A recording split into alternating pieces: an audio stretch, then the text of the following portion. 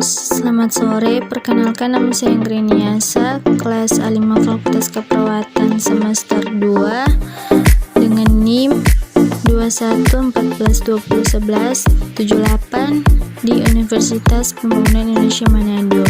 Di sini saya akan bahas tugas mata kuliah Komunikasi dalam Keperawatan 1 dengan dosen pengampu Nurse Mega Lumingkewas Escape MKes.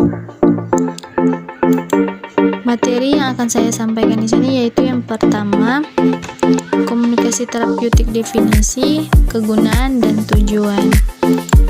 Untuk definisi komunikasi terapeutik, apa itu komunikasi terapeutik?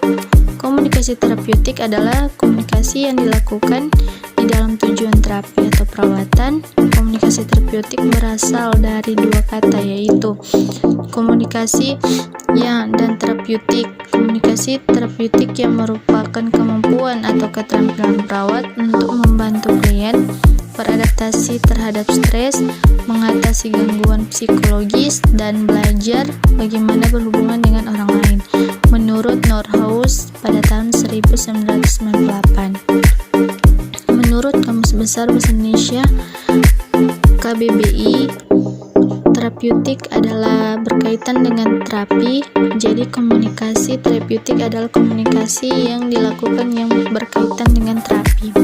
Dikutip dari Medical Dictionary, komunikasi terapeutik adalah interaksi antara perawat, profesional, dan pasien yang bertujuan untuk meningkatkan kenyamanan, keamanan, kepercayaan atau kesehatan dan kesejahteraan pasien. Untuk fungsi kegunaan komunikasi terapeutik, yaitu yang pertama, mendorong kerjasama antara petugas kesehatan dengan pasien. Yang kedua, menganjurkan kerjasama antara petugas kesehatan dengan pasien. Yang ketiga, mengatasi persoalan yang terjadi dan yang dialami pasien. Yang keempat, adanya tindakan negatif terhadap pertahanan diri pasien. Untuk tujuan komunikasi terapeutik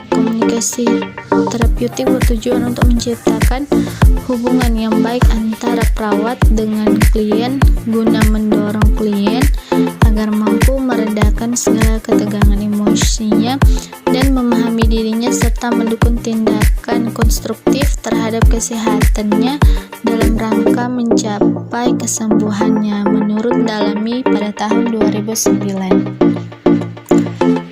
Tujuan komunikasi terapeutik adalah membantu pasien untuk memperjelas dan mengurangi beban perasaan dan pikiran, serta dapat mengalami tindakan untuk mengubah situasi yang ada bila pasien percaya pada yang hal diperlukan, mengurangi keraguan, lingkungan fisik dan dirinya sendiri. Menurut Purwanto pada tahun 1940. Menurut Indrawati tahun 2008, tujuan komunikasi terapeutik adalah membantu klien untuk memperjelas dan mengurangi beban perasaan dan pikiran, serta dapat mengambil tindakan untuk mengubah situasi yang ada bila klien percaya pada suatu hal yang diperlukan, mengurangi keraguan, membantu dalam hal mengambil tindakan yang efektif, serta mengaruhi orang lain, lingkungan fisik, dan dirinya sendiri. Komunikasi terapeutik bertujuan untuk mengembangkan pribadi klien yang ke arah yang lebih positif atau adaptasi, dan diarahkan pada pertumbuhan klien yang meliputi realisasi diri, penerimaan diri, dan peningkatan kehormatan diri. Melalui komunikasi terapeutik diharapkan terjadi perubahan diri klien. Klien yang tadinya tidak bisa menerima dirinya apa adanya atau merasa rendah diri, setelah berkomunikasi terapeutik dengan petugas kesehatan akan mampu menerima dirinya. Menurut Suryani pada tahun 2006. Perbedaan komunikasi terapeutik dan komunikasi komunikasi sosial. Komunikasi terapeutik yang pertama terjadi di antara perawat dengan pasien atau anggota tim kesehatan lainnya. Yang kedua, komunikasi ini umumnya lebih akrab karena mempunyai tujuan berfokus kepada pasien yang membutuhkan bantuan.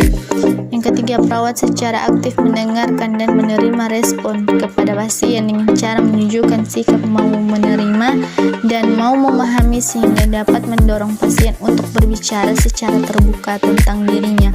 Selain itu, membantu pasien untuk melihat dan memperhatikan apa yang tidak disadari sebelumnya. Untuk komunikasi sosial terjadi setiap hari antar orang per orang, baik dalam pergaulan maupun lingkungan kerja. Yang kedua, komunikasi bersifat dangkal karena tidak mempunyai tujuan. Yang ketiga, lebih banyak terjadi dalam pekerjaan, aktivitas sosial, dan lain-lain. Yang keempat, pembicara tidak mempunyai fokus tertentu. Selamat datang di Universitas Pembangunan Indonesia Manado, yang terletak dekat dengan kawasan bisnis Bahu Mall Manado. Tempatnya di Kelurahan Bahu, lingkungan 3 Manado, sangat strategis di pusat kota Manado. Dibangun di atas lahan seluas 2,5 hektar, Universitas Pembangunan Indonesia Manado berdiri megah dengan ruangan 7 lantai, terdiri dari ruangan kelas, ruangan kantor, perpustakaan, laboratorium komputer, laboratorium keperawatan, pengadilan semu, dan laboratorium bahasa, kantin, serta rooftop di lantai atas. Universitas Pembangunan Indonesia Manado memiliki 6 fakultas dengan program studi, yaitu Fakultas Pertanian, Prodi Agribisnis, Fakultas Hukum, Prodi Hukum, Fakultas Teknik, Prodi Teknik Elektro dan Teknik Sipil, Fakultas Ilmu Sosial Ilmu Politik, Prodi Ilmu Politik, Fakultas Sastra, Prodi Sastra Inggris, Fakultas Keperawatan, Prodi Ilmu Keperawatan, dan Profesi Nurse. Didukung oleh sumber daya manusia yang berkompeten dan tersertifikasi, Universitas Pembangunan Indonesia Manado memiliki dosen dan tenaga kependidikan dengan latar belakang S2 dan S3 lulusan dalam dan luar negeri. Proses belajar mengajar dilaksanakan dengan teknologi informasi merujuk perkembangan dunia modern saat ini, dilakukan dengan sistem e-learning dan sistem ujian online atau ULAIN. Hasil tracer student Universitas Pembangunan Indonesia Manado dan fakultas menyebutkan lulusan UNPI sudah tersebar di dalam dan luar negeri.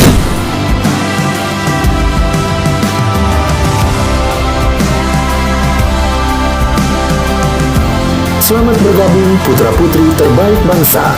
Kembangkan dirimu, raih cita-citamu setinggi bintang di langit. Kami siap menghasilkan generasi terbaik dan pemimpin di masa depan.